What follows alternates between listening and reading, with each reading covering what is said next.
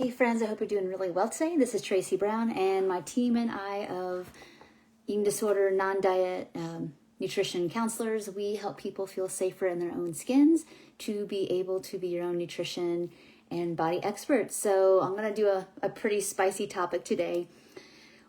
And it's one that people don't love the language on, but I'm just going to go ahead and let it rip, because I think when we learn to take what's happened to us, towards us really seriously, we have a little bit of, like, I'll call it healthy anger, to be able to build boundaries and to be discerning about everything that we see and hear, including these videos, okay? I hope no one ever drinks my Kool-Aid. I hope you all take everything I say into a space of some, how does it land for me? And what feels right about that? Or what am I missing? I really want people to take in anything that anybody says and match it up against your values, right? So in this video, we're talking about weight gain. We are supposed to feel, here's my note. I didn't have time to make this video yesterday because I didn't want to rush it. But I was thinking about this. Everybody that's ever come to me from like every continent, pretty much, except for, the ones I haven't seen people from. But everybody has a similar programming, to be honest. So weight gain is supposed to feel like a failure in at least all the Western countries I've worked with people in.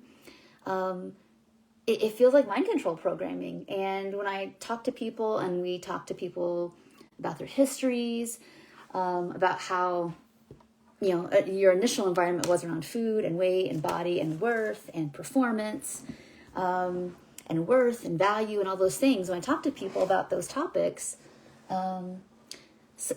there's a spectrum of how dug in and very convinced that you can tell someone's character, or you think you have a right to define their worth based on what they look like. So when I do these, when we do these first sessions, we get a pretty good sense of the programming and the conditioning. So whether you got it from your home, your school, the culture, it's really always interesting how, for the most part, they all reinforce each other. So that means that somewhere down the line,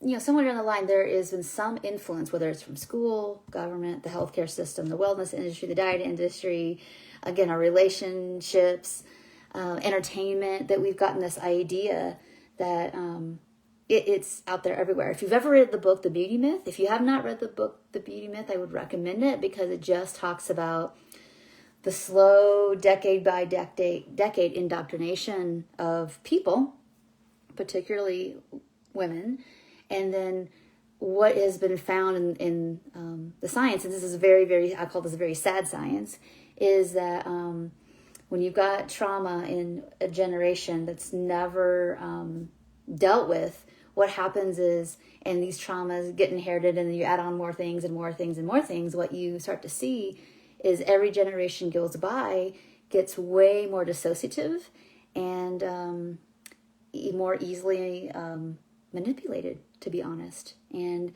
I think that's why it's so important, one, to be able to really capture our thoughts and create a compassionate witness to when we're telling ourselves, like, oh, I failed, I'll never get it together, whatever negative thoughts you have. And you want to, wait a minute, am I talking to myself this way? That is it really true that the worst thing that ever happened to me is that I gain weight, that someone doesn't give me approval or attention based on my body? Is that where all my value lies? You start to really look at, where did I get that from, and who said, and at least that's the goal of this video, is to start to get you out of the mind control. That if when you start recovery, and hopefully you have some structure, and when I say structure, I mean you have support. You're not just going from chronic dieting or binging or whatever it is you're doing, over-exercise, to the exact opposite. Of course, we do need to have some opposite action, of course. But if we do it without context and some progression that we can tolerate, basically, what happens, we do a lot of boomeranging and whack-a-moling, And again, it reinforces it like, oh, it's a failure. It's my fault. I can't do this. And we get in this shame spiral. So why I'm sharing all this is to hopefully help any of you getting started on this process to get the appropriate, like, kind of, I think about those things at the bowling alley where they kind of puff up, or they're just those guards. We need some guardrails sometimes to help us not feel like that we're falling off a cliff when we make these decisions to have full permission to eat.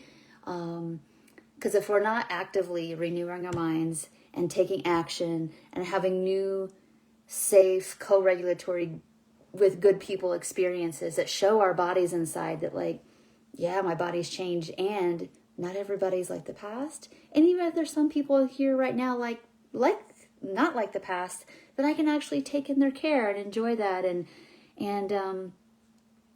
actually have a felt sense of I'm a whole person here, not just a body that's for somebody else's approval or disapproval.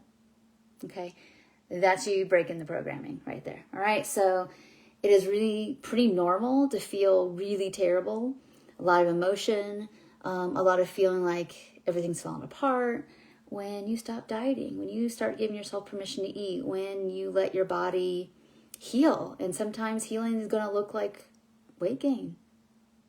That's what it's going to be like. Because it's funny because it's like we're also programmed to be really, really devastated if we emotionally eat. So if we emotionally overeat, we're feeling like we've let ourselves down, that we'll never get it together, but we don't have that same reaction when like we emotionally undereat. In fact, we kind of have pride about that. So that tells you if I have pride about doing something that's actually harmful to my body, and I have like shame when I do something that like, I don't feel really great about this, like physically either, but I'm feeling terrible about this, but I don't feel mentally or emotionally terrible about this. You've been programmed, all right? Because they're both inherently like things that happen in life.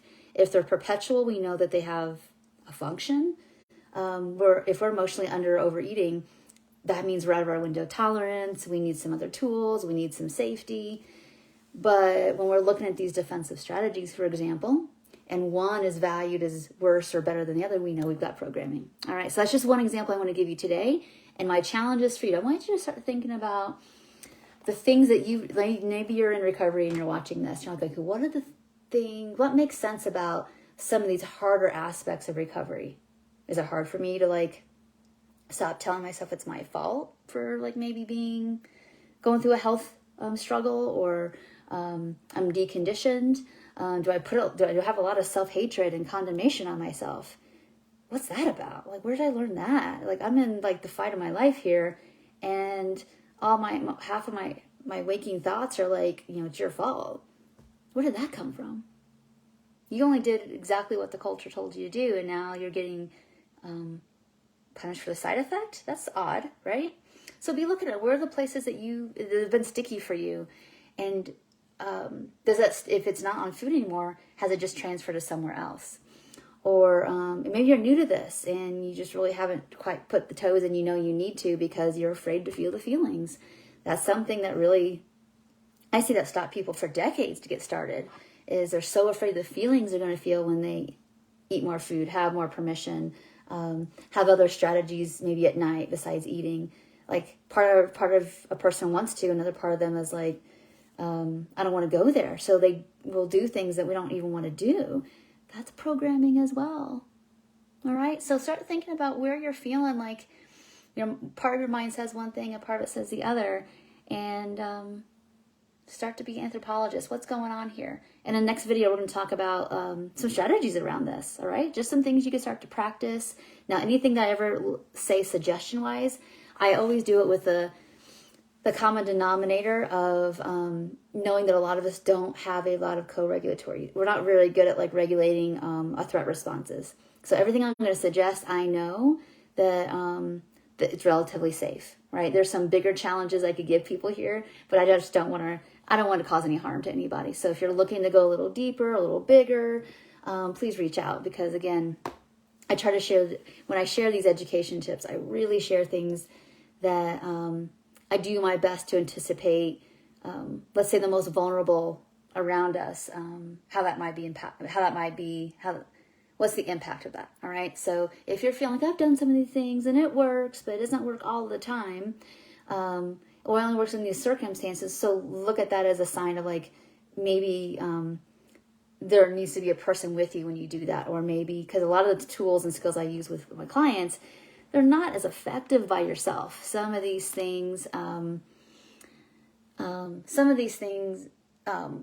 are way more effective in safe relationship, and some we can just do on our own. So we need combos of both. Okay. So anyway, thank you all so much. We will be talking about those in the next video, but remember the challenge that take some time to think about where are the places that your mind, you still feel like, I don't want to be having that thought, man. I don't like that. That thought doesn't even feel congruent with my values, but yet it's in my brain. What's that about? Okay, so you want to figure out the function of that, the trigger that causes that, and let's excavate those things. All right, thanks so much for watching, and I will see you in the next video. Bye for now.